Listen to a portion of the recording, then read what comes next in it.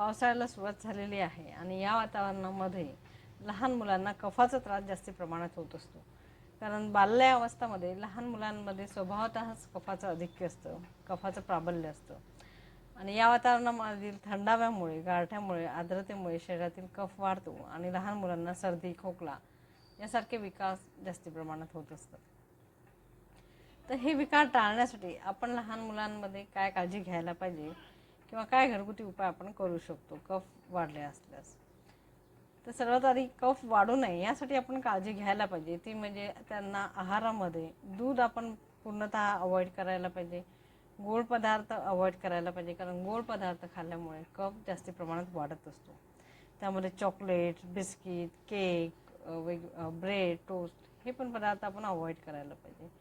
तसेच तळलेले पदार्थ आणि हायली प्रोसेस्ड फूड त्यांना खायला नाही द्यायला पाहिजे. कारण अग्नी आपला मंद झालेला असतो, पचनशक्ती कमी झालेली असते. आणि जर आपल्याला लहान मुलांना दूध द्यायचंच असेल तर त्या दुधामध्ये चिमूटभर सुंठ, चिमूटभर हळद, तसंच दालचिनी पावडर, दालचिनीचा एखादा तुकडा किंवा तुळशी, तसेच किंवा नाही त्याचसोबत 4-5 तुळशीची पानं आणि एखादी लवंग घालून ते दूध चांगलं आटवायचं आणि त्यानंतर ते गाळून लहान मुलांना प्यायला द्यायचं. यामुळे काय होईल की हे जे औषधी आपण त्यामध्ये टाकले आहेत त्याच्या गुणधर्मामुळे शरीरातील कफ कमी होण्यास मदत होईल आणि दुधानेही कफ वाढणार नाही. दुसरं आपण हे करू शकतो की पिंपळी, छोटी पिंपळी आयुर्वेदिक मेडिकल शॉपमध्ये मिळते, त्या आणायच्या आणि अर्धी पिंपळी कुटून घ्यायची, ते अर्धा कप दूध आणि 1 कप पाणी घालायचं आणि त्यामध्ये ती टाकून उकळायची आणि ते दूध अर्ध होऊ द्यायचं. ते उकळून अर्ध झाल्यानंतर गाळून ते लहान मुलांना द्यायचं. यामुळे त्यांच्या शरीरातील कफ कमी होण्यास मदत होते, तसंच इम्युनिटीसुद्धा वाढत असते. तिसरं आपण घरगुती हे करू शकतो, म्हणजे कफ झालेला असलाही किंवा नसेलही तरी हे द्यायचं, जेणेकरून कफ वाढणार नाही.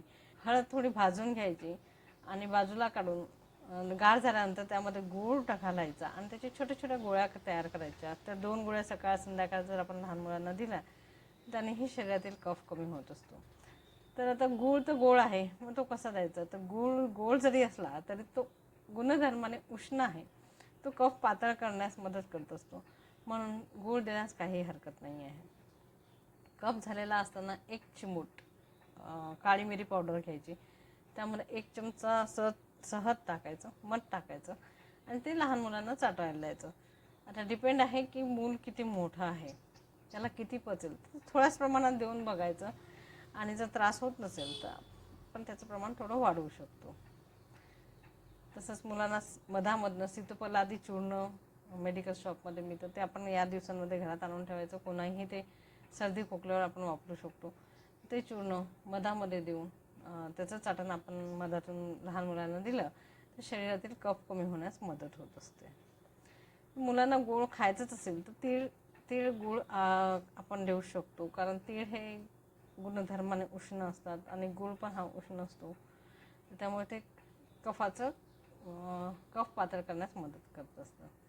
अशा प्रकारे जर आपण लहान मुलांची काळजी घेतली आणि हे जर तुम्ही लहान मुलांना रोज देत आहात तर त्यांना नक्कीच कफाचा त्रास होणार नाही.